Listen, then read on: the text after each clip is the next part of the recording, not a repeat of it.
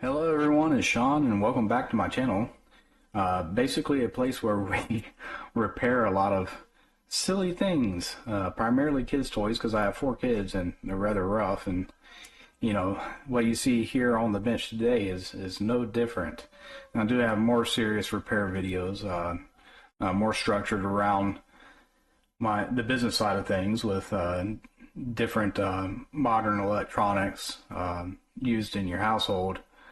And then some restoration videos as well, where you can learn a lot. But I like to also include things like this because, many years ago I found it worthwhile, my time, to even fix silly things like this around my house, or even an item that my wife would have, even before I started this channel, versus going out and buying new. It was mostly just a cost savings thing. Now, this little kid's toy microwave, I mean, you can find them on Amazon, specific styles, as cheap as like, $17 or $18. I think this was a Walmart version of a kid's toy microwave, somewhere around the $30 to $40 range. But a lot of them have the same general design with push buttons over here on the right and a start and stop function. And then you would open and close like this. However, with this one, you can see that the plastic screen is broke. I think I got some spare plastic in the lab that we can use to replace that. But the functions, primarily the microwave function, has ceased to work. Now you can see that I've pressed a button and you can see that the times change accordingly. Although those two are doing the same. I don't remember if it was like that originally. But instead of it starting, it just resets instead of starting.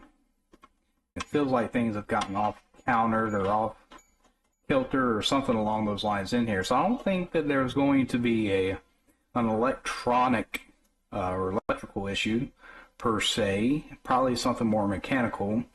Although I could be surprised.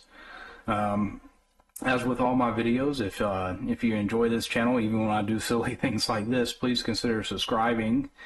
And if you like this video, give it a thumbs up. If you're more in tune to the business side of things, my Google site's in the description. If you've got a consumer electronic or appliance that you're looking for repair, my number and P.O. box for all those details are on that Google site. You can search those things out there. Shoot me an email. We can work some things out. But if you want to just support this channel, there are 2 ways of doing that. You can do that either directly via PayPal, link in the description, or become a Patreon member. On the Patreon side, I actually have videos that are not released publicly, minus a few that you saw pop up here recently, the digital multimeter and no-scope video. But that was primarily because I initially released those to My Mate Vince's channel, his fan page, which he's not a part of, by the way, for those people because of their contributions to the repair community.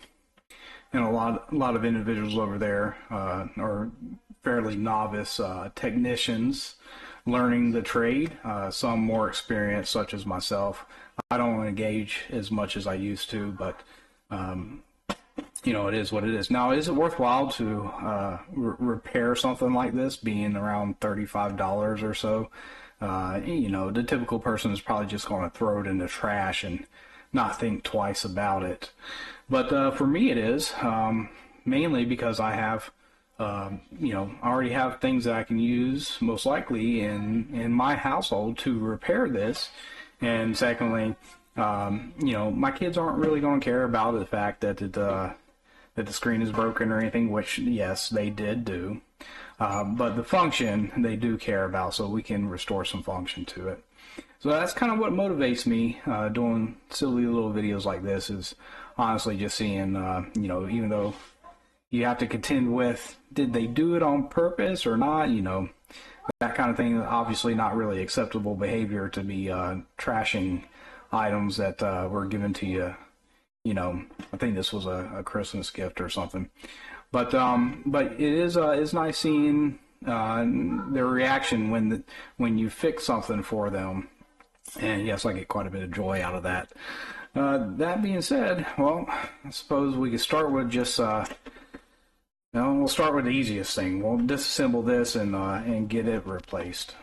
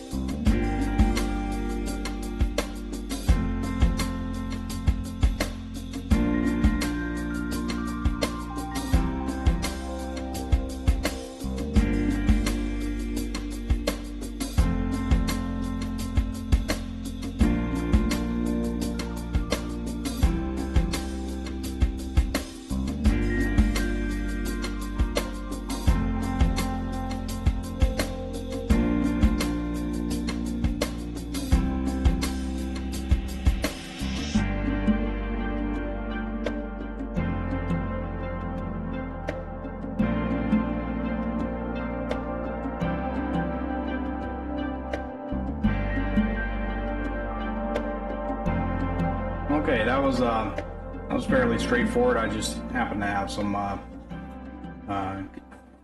old container with plastic wide enough to be able to cut and trim and use for this. Fairly simple. The harder part is going to be getting these back screws out to get this outer clamshell off, and then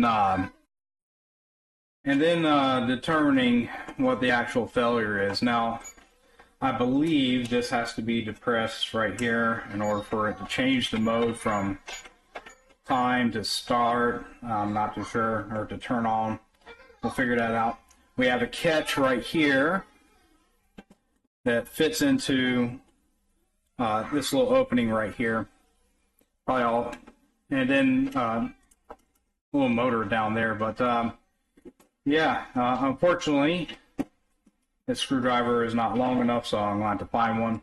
But we will find one, and we will get it apart and take a look around right now.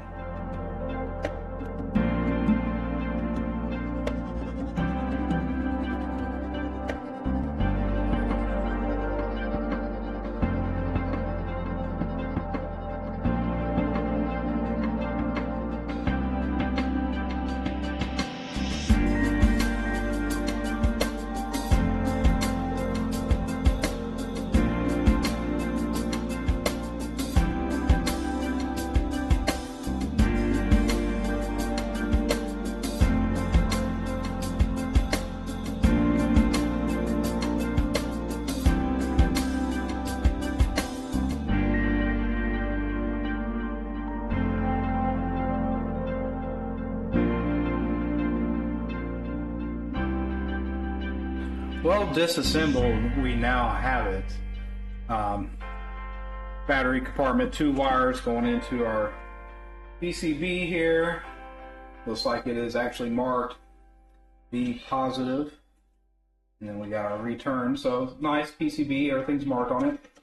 Looks like we have a model stamp here. Couple transistors, couple resistors, one cap, a 0 ohm resistor here, another transistor here, and then 2 microcontrollers with part number MC30P6060 AOJ. And then another cap here. 2 microcontrollers, same part number, programmable, right? Which is eerily similar, I think, to the Star Wars flashing light that we took apart, and I did my best to try to determine what IC was being used there. Actually, let's look it up here real quick. And here we go.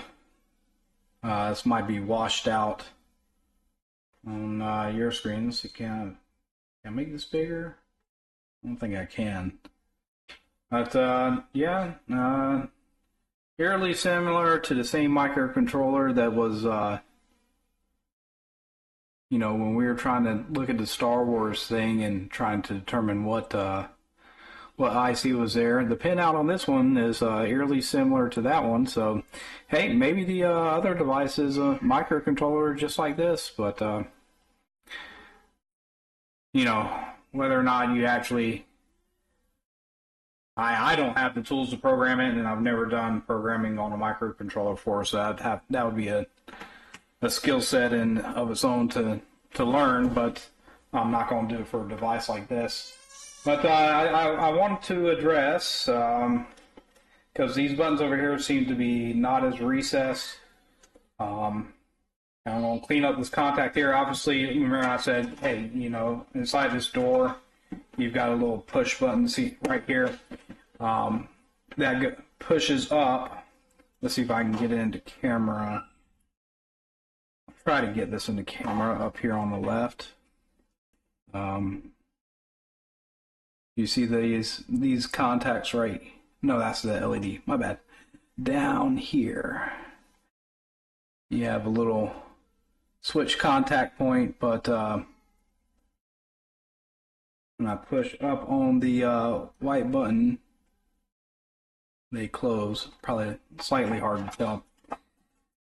But anyways, probably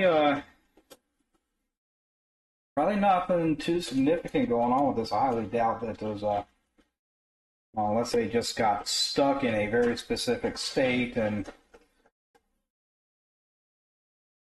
I see wigged out for a second or something, and just by me removing the battery, it started functioning.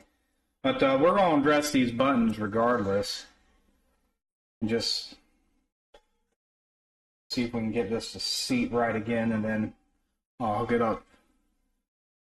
Throw the batteries back in and we'll test it out. So, highly doubt anything is broken on this PCB. There's not much to this at all.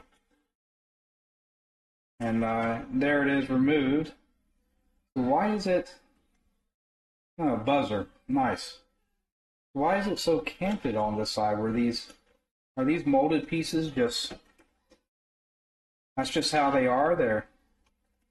Yeah, that's just how they are. Talk about very poor craftsmanship. I mean, these are made for kids, anyways. Even the picture on this one is not centered and canted all the way up in the corner. So I guess that's just how it is. So I don't know. It doesn't appear. It looks like we had some liquid damage here. Well, I just tell you what. I'll clean up this PCB and then we'll get it back together and test it out.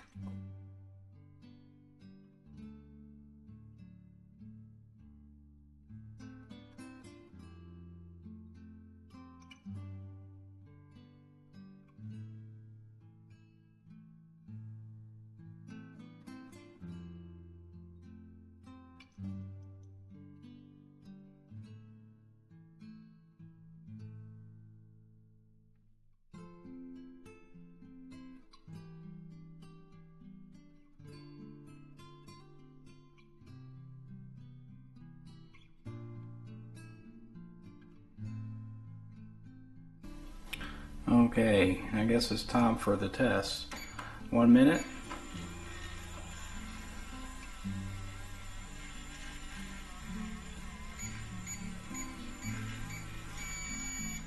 Yeah, I guess it's working. And even the tray's spinning down there. Well, not a whole lot to this thing. A couple components. The IC, 2 microcontrollers, printed circuit board, stuff like that. I can't see any more than maybe $10 or $15 worth of electronics in here. Although it's not really about the electronics. That's probably not what's driving the cost up. Probably it's most likely the clamshell and the manufacturing of it.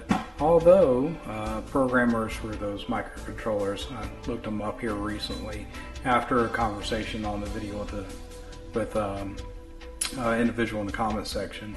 Those initial cost of those programmers is it's not super expensive, but it's not cheap either. But anyways, thank you for watching. If you enjoy this content, please consider subscribing if you haven't already, and give this video a thumbs up. Take care and goodbye.